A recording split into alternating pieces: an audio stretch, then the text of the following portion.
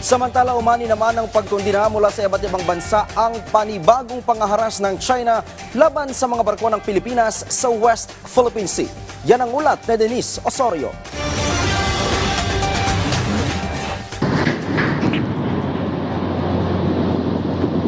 Matapos ang muling panghaharas ng China sa Pilipinas, kinundena ng ilang mga bansa at ng National Maritime Council ang mapanganib na aksyon na nagpapataas lalo ng tensyon sa West Philippine Sea. Sa pahayag ng National Maritime Council, gagamitin pa rin ng Pilipinas ang mga diplomatic channel at mekanismo nito sa ilalim ng rules-based international order.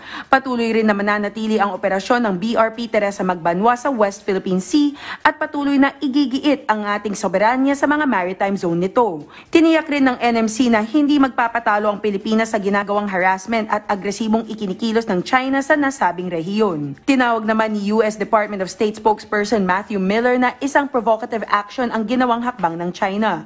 Dagdag pa niya, pinaninindigan nila ang alyansa nila sa Pilipinas sa harap ng hindi nararapat na pagsalakay ng China, habang pinapanawagan naman niya ang China na agaran ng itigil ang pagiging agresibo nito.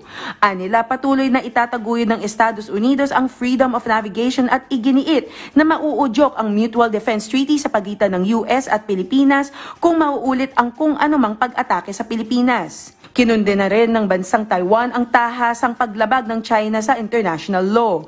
Ayon sa Taiwan Ministry of Foreign Affairs, ang patuloy na pagbalewala ng China sa rules-based order ay nagpapalala lamang sa regional instability. Anila, hindi dapat masindak ang Pilipinas o alinmang bansa sa mga hakbang ng China. Labis namang nababahala si Japanese Ambassador Endo Kazuya sa pinakahuling insidente na sangkot ang mga barko ng Pilipinas at China.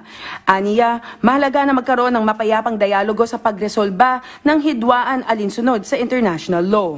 Suportado rin ng bansang Australia ang Pilipinas kung saan sinabi nitong hindi katanggap-tanggap ang naging hakbang ng China na nakakaapekto sa kapayapaan at katatagan sa rehiyon. Habang patuloy na lumalala ang sitwasyon sa West Philippine Sea dahil sa di pagkakaunawaan sa pagitan ng Pilipinas at ng China, patuloy na nagiging isang hamon sa panrehiyong seguridad at international diplomacy ang pagkabahala sa rehiyon.